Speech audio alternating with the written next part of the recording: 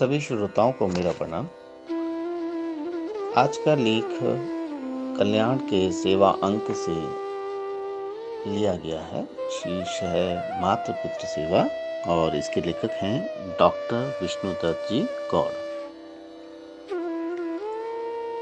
अत्यंत विस्तृत इस संसार में भाई बहन, पति पत्नी, मामा, फूफा, बुआ, मौसी, मित्र इत्यादि बहुत सारे सामाजिक संबंधों में सर्वाधिक प्रेम की तुलना करने लगे तो इसी निष्कर्ष पर पहुंचते हैं कि ईर्ष्या, द्वेष, छल, कपट, बेईमानी एवं आडंबर युक्त इस दुनिया में यदि कहीं निश्चल और निस्वार्थ प्रेम है तो वह है माता पिता का प्रेम। इस प्रतिस्पर्धा के युग में मनुष्य रंग, रूप, बल, धन, उन्नति आदि में सर्वश्रेष्ठ बनना चाहता है। वह किसी से परास्त नहीं होना चाहता। माना कि वह आत्मीय जनों की तरक्की चाहता है, उनके फलते फूलते देखने की कामना करता है, स्वयं की उन्नति पाकर अपनों की सहायता कर सकता है, परंतु अपने से ज्यादा तरक्की नहीं चाहता। माता पिता ही ऐसे हैं जो हमेशा चाहते हैं कि मेरी संतान हर समय से हर तरह से मुझसे श्रेष्ठ हो। केवल चाहते ही नहीं अपितु इसके लिए हर संभव प्रयास भी करते हैं। स्वयं भूखे प्यासे रहकर भी अपनी संतान को अखंड तृप्त रखना चाहते हैं। पुत्र के भविष्य में होने वाले दुखों के निराकरण के लिए अपने वर्तमान तथा भविष्य के सभी सुखों की आहुति दे देते हैं। ऐसे माता पिता की सेवा से विमुख इंसान से भगवान किसी भी धर्मानुष्ठान के द्वारा प्रसन्न नहीं होते हैं। मनु महाराज कहते हैं, यम माता पितृ कलेशम सहेति संभवे निर्णाम न तस्य निष्कृति शक्या कृतुम वर्ष शतेरपि। अर्थात मनुष्य के जन्म लेने में, उनका पालन पोषण करने में माता पिता जो दुख सहन करते हैं उसका बदला 100 वर्षों में भी नहीं चुकाया जा सकता। शास्त्रों तथा पुराणों में 33 कोटि देवताओं का उल्लेख मिलता है। उनमें से प्राय सभी देवी देवता ऐसे हैं जिनका हमें साक्षात दर्शन नहीं होता है। पुराण इत्यादि में पढ़कर ही उनके स्वरूप की भावना करते हैं और उसी के आधार पर उनकी प्रतिमा बनाकर उनका पूजन करते हैं। जैसे हाथ में वीणा तथा पुस्तक से सुशोभित हंस पर सवार सफेद माला पहने देवी की कल्पना हम विद्या की देवी सरस्वती के रूप में करते हैं। किसी देवी की सिंह वाहनी, अष्टभुजा, खड़ग धारणी प्रतिमा को देखकर दुर्गा का अनुमान लगाते हैं। चतुर्भुजी पुरुष मूर्ति जिसके हाथों में शंख, चक्र, गदा, पद्म विभूषित है, गरुड़ पर सवार है, उन्हें देखकर हम भगवान विष्णु की कल्पना करते हैं। मोर मुकुट पीतांबरधारी, हाथों में मुरली सुशोभित रूप से श्री कृष्ण की पहचान करते हैं। धनुष बाणधारी, शीश जटा, वाम अंग में एक नारी, दाहिने एक धनुषधारी पुरुष को देखकर दशरथ नंदन श्री राम, सीता तथा लक्ष्मण का अनुमान लगाते हैं। वानर रूप, लंबी पूंछ, हाथ में गदा युक्त स्वरूप देखकर पवन पुत्र हनुमान समझते हैं। गले में सर्पों की माला, हाथ में डमरू एवं त्रिशूल, जटा गंगा की धारा को देखकर भगवान शिव को पूजते हैं। इसी प्रकार अन्य देवताओं की पुराणों के अनुसार पहचान पढ़कर प्रतिमा निर्माण कर उन्हें ही साक्षात देवी देवता समझकर पूजते हैं और अपनी श्रद्धा एवं विश्वास के अनुसार फल भी प्राप्त करते हैं। हम कुछ देवताओं को साक्षात दूर से केवल दर्शन मात्र कर लेते हैं, हम उनका स्पर्श नहीं कर पाते हैं। जैसे सूर्य देव तथा चंद्रमा, ये हमें आकाश में प्रतिदिन दिखाई देते हैं किंतु हम इन्हें स्पर्श नहीं कर पाते हैं, उनसे बात नहीं कर सकते हैं। कुछ देवता ऐसे भी हैं जिन्हें हम साक्षात अपने सामने अति निकट से देख सकते हैं, स्पर्श भी कर सकते हैं।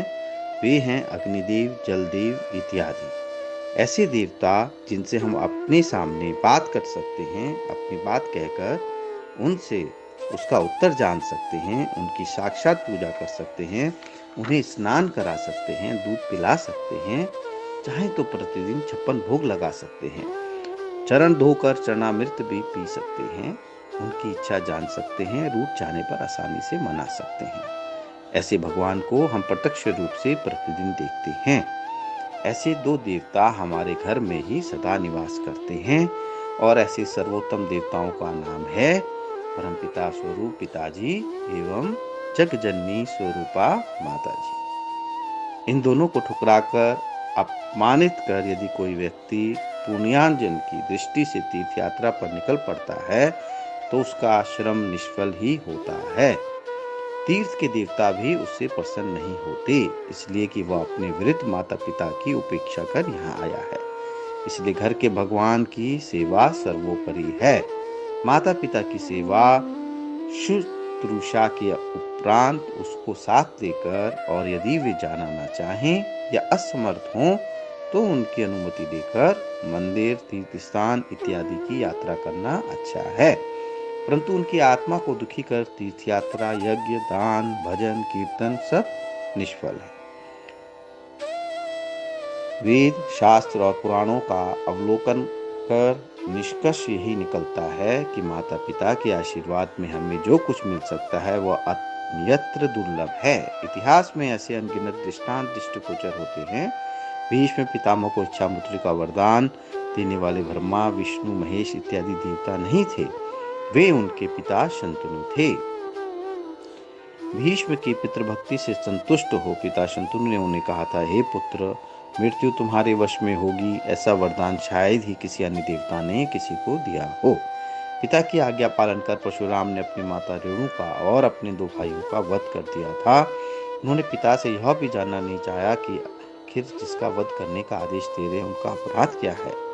परशुराम ने पिता की आज्ञा पालन करने के बाद मातृ एवं भ्रातृ वध के कारण आत्मग्लानि से व्यथित होकर आत्महत्या करने का प्रयास किया, परंतु पिता जमदग्नि ने ऐसे आज्ञाकारी पुत्र को किसी भी शर्त पर मरने से रोका और मनचाहा वरदान मांगने को कहा।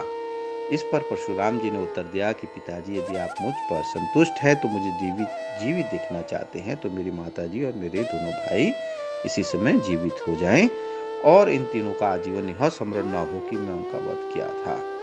पिताजी ने तथास्तु कहकर परशुराम जी की इच्छा अनुसार सब यथावत कर दिया। मर्यादा पुरुषोत्तम श्री राम ने पिताजी दशरथ की आज्ञा मानकर अयोध्या का राज्याभिषेक त्याग कर 14 वर्ष का वनवास सहर्ष स्वीकार किया था। चक्रवर्ती महाराज ययाति के पुत्र पुरु ने अपने पिता की संतुष्टि के लिए अपनी जवानी देकर उनका बुढ़ापा स्वीकार कर लिया था। पंढरपुर में ईंट पर विट्ठल रूप में खड़ी भगवान की मूर्ति भी इसी सत्य का प्रतिपादन करती है कि परमात्मा अपनी सेवा से माता पिता की सेवा को श्रेष्ठ मानते हैं। महर्षि विश्वामित्र राजा दशरथ से श्री राम तथा लक्ष्मण को यज्ञार्थ कुछ समय के लिए मांगने आए थे।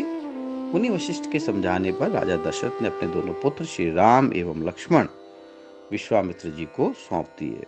उस समय श्री राम जी द्वारा कहे गए वचन पिता की महत्ता को व्यक्त करते हैं।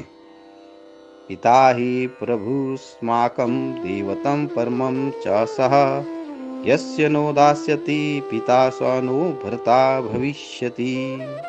अर्थात पिता ही हमारे प्रभु हैं, यही हमारे सबसे बड़े देवता हैं।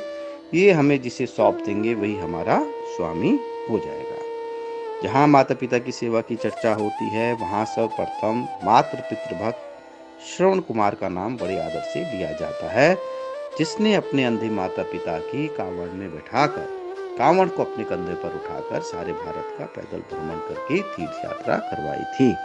ऐसे पितृभक्त श्रवण कुमार को शत शत नमन। वनवास के समय प्यास से पीड़ित पांडवों ने सहदेव को पानी लेने तालाब पर भेजा।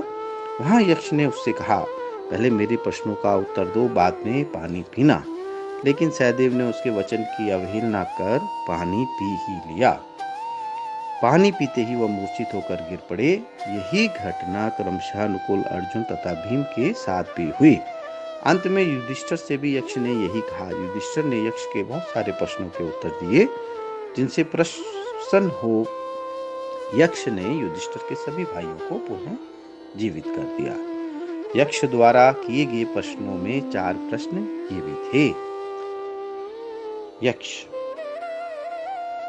किंसिवत् गुरुतरम भूमे किंसिवत् तुच्छतरम च खात् किंसि स्वच्छीघ्रतरम वायो किंसिवत् बहुतरम करणात्। अर्थात भूमि से भारी कौन सी चीज है? आकाश से भी ऊंचा कौन है?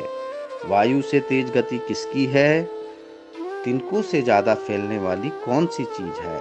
यक्त के उक्त प्रश्नों के उत्तर युधिष्ठिर ने इस प्रकार दिए। युधिष्ठिर, माता गुरुतरा भूमे खात पित्तोच्चतरस्ता मनः शीघ्रतरम वाता चिंचनता बहुतरी तृणात्। अर्थात भूमि से बड़ी माता होती है, आकाश से भी ऊंचा स्थान पिताजी का है, वायु से भी तेज गति मन की है और तिनकों से भी ज्यादा फैलने वाली चीज चिंता है। शिव पुराण में उल्लेख मिलता है कि शिव पुत्र कार्तिकेय और गणेश में प्रतिस्पर्धा लगी कि कौन बड़ा है, अर्थात कौन महान है। इसका निर्णय करने के लिए शर्त रखी गई कि जो ब्रह्मांड की प्रदक्षिणा करके पहले वापस आएगा वही महान समझा जाएगा। यह जानकर कार्तिकेय अपने मयूर वाहन पर बैठकर तेजी से उड़ गए और कई दिनों में वापस आए, परंतु गणेश कहीं नहीं गए। उन्होंने मां पार्वती एवं पिता शिव शंकर की चरण वंदना करके उन दोनों की प्रदक्षिणा कर ली तथा कार्तिकेय के आने से पहले ही आराम से खड़े हो गए। अंत में निर्णय यही किया गया कि माता पिता ब्रह्मांड से भी कहीं ज्यादा श्रेष्ठ हैं, इसलिए गणेश जी को ही बड़ा माना गया और पूजा में प्रथम स्थान दिया गया। अतः स्पष्ट है कि माता पिता की महत्ता वस्तुतः सर्वाधिक है, इनकी सेवा से बड़ा अन्य कोई धर्म नहीं है। माता करुणा की साक्षात मूर्ति है। माता की गोद में जो सुख का अनुभव होता है वह स्वर्ग में भी दुर्लभ है। रावण वधूपरांत भगवान श्री राम ने लक्ष्मण को लंका भेजकर विभीषण का राज्याभिषेक करवाया था। उस समय विभीषण ने भगवान श्री राम से लंका में चलने का आग्रह किया। स्वर्णमयी लंका की काफी प्रशंसा की। लक्ष्मण ने भी लंका को अति सुंदर बताया तो श्री राम ने कहा, अपि स्वर्णमयी लंका न मे लक्ष्मण रोचते, जननी जन्मभूमिश्च सर्वागतपि गरीयसी। अर्थात हे लक्ष्मण, लंका स्वर्णमयी है, अति सुंदर भी है, किंतु मुझे वह उतनी सुंदर नहीं लगती, क्योंकि जननी और जन्मभूमि मेरे लिए स्वर्ग से भी उत्तम है। भगवान कहते हैं, जिसने एक वर्ष, एक मास, एक पक्ष, एक सप्ताह अथवा एक दिन भी माता पिता की भक्ति की है, वह मेरे धाम को प्राप्त होता है। दिनेकम मास पक्षम वा पक्षार्धम वापि वत्सरम पित्रोर्भक्ति कृतायेन स च गच्छेन् ममालयम्।